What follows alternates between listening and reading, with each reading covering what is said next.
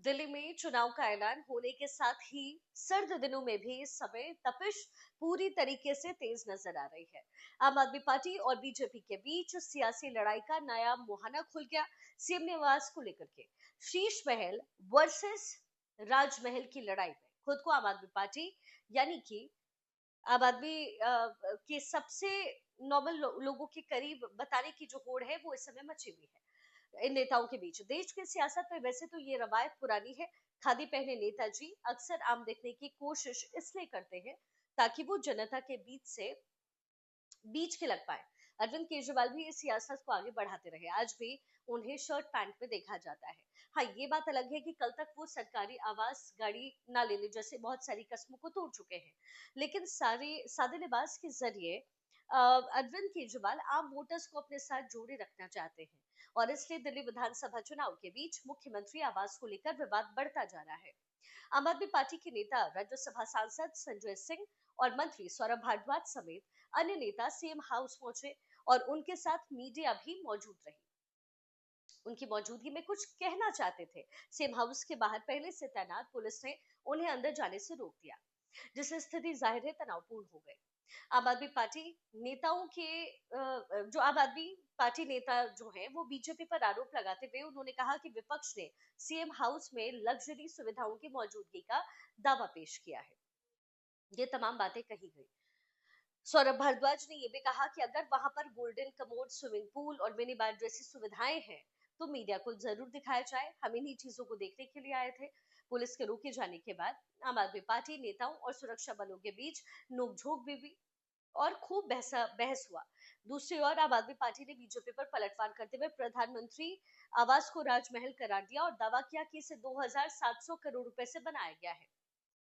Delhi BJP ने CM आवास को करोड़ों का शीश महल बताते हुए 4 जनवरी को एक्स पर पोस्ट किया। इसके मुताबिक इंटीरियर पर 10 करोड़, पर्दे पर 5 से 6 करोड़, वुडन डोर पर 70 लाख, एलईडी सेट्स पर 64 लाख, कारपेट पर 50 लाख, टोटो टॉयलेट सीट पर 10 से 15 लाख रुपए खर्च करने का आरोप लगाया और अरविंद केजरीवाल को दिल्ली का राजा बाबू बता दिया। वहीं आज सौरभ भारद्वाज ने प्रेस कॉन्फ्रेंस में कहा कि जैसा वादा किया गया हम पत्रकारों को सेम हाउस में लेकर गए। अब बीजेपी भी प्रधानमंत्री आवास का दरवाजा मीडिया के लिए खोले। आम आदमी पार्टी ने सवाल उठाया कि अगर सीएम हाउस में लग्जरी सुविधाओं को लेकर के धन के दुरुपयोग के आरोप लगे हैं तो प्रधानमंत्री आवास की भी जांच होनी चाहिए। उन्होंने कहा कि दोनों आवास सरकारी है और करदाताओं के पैसे से बनाए गए हैं। आपको बता दें कि इससे पहले बीजेपी के दिल्ली अध्यक्ष वीरेंद्र सचदेवा ने आरोप लगाया था कि मुख्यमंत्री अरविंद केजरीवाल के सरकारी बंगला खाली करने के बाद वहां से गोल्डन कमोड समेत कई कीमती सामान गायब हो गए हैं। तो अब इस पर खूब सियासत इस समय हो रही है। बीजेपी ने विधानसभा चुनाव में शीश महल के मुद्दे को प्रमुख हथियार बनाया और लगातार आम आदमी पार्टी पर हमलावर है। अक्सर कहा जाता है कि सादा जीवन उच्च विचार और हमारे नेता भी खुद को उसी अनुरूप दिखाना चाहते हैं। लेकिन सादा जीवन उच्च विचार ये मुहावरा सुनने में कितना भी मनमोहक क्यों ना हो, लेकिन इसके अनुरूप जीवन को ढालना बेहद कठिन है।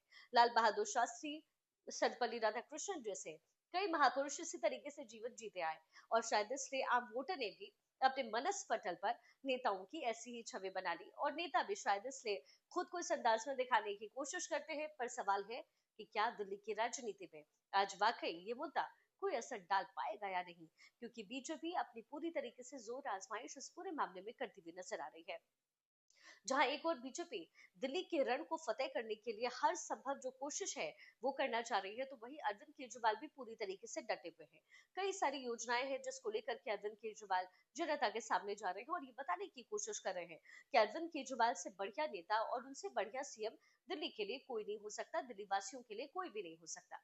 लेकिन दिल्ली को अब ये तय करना है कि करना क्या है और वोटिंग किस आधार पे होनी चाहिए। एक तरफ शीश महल राजमहल वाली जो लड़ाई है, जो अभी अभी खबर आपको हमने बताई वो चल रही है, वही दूसरी तरफ अरविंद केजरीवाल एक अलग स्ट्रैटेजी के साथ चल रहे हैं। बीजेपी की अलग स्ट्रैटेजी है। बीजेपी के पास चेहरे की कमी है तो अरविंद केजरीवाल के पास एक स्ट्रॉन्ग पृष्ठभूमि की, लेकिन अरविंद केजरीवाल अब तक 2 बार चीफ मिनिस्टर बन चुके हैं। फिलहाल आतिशी को उन्होंने पोजिशन किया है।